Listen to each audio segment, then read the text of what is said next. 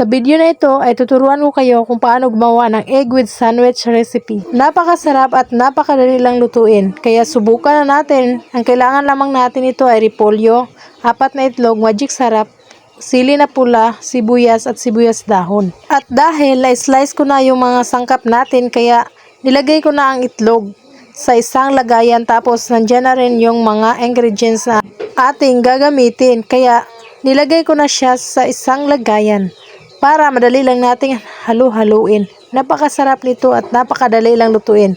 Dahil nailagay ko na ang 4 na itlog, kaya minimix ko na siya. Tapos sa pagmix, dapat dahan-dahan lang yung pagmimix para hindi siya matatapon. Dahil tapos ko na siya na mix, kaya nilagyan ko na siya ng timpla. Ang tinimpla ko ay black pepper, sinunod ko naman yung asin. Tapos magic sarap para magic ang kasarapan. Halu-haluin mo lang siya ng maayos hanggang sa mag-well combine yung mga sangkap na ating nilalagay. Kapag ganyan na yung texture niya, ay pwede mo na siyang lulutuin. Kaya napakasarap at napakadali lang ito gawin. Subukan mo na din para malaman mo rin kung paano ang paggawa nito.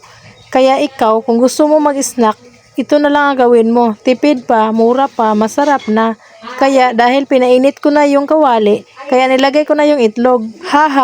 Napakasarap at napaka-delicious. Napakasimple pa. Kaya ikaw, sundan mo lang yung step para alam mo din kung paano ito gawin.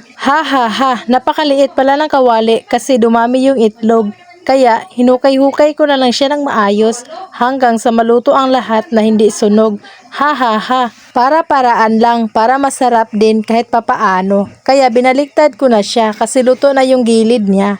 Sa pagbaliktad, dahan-dahan lang para hindi siya masunog. Lutong-luto na talaga ang ating itlog.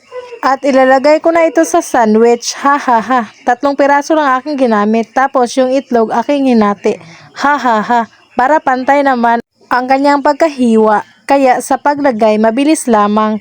Una, ilalagay mo lang yan sa sandwich. Tapos ipatong mo rin ulit.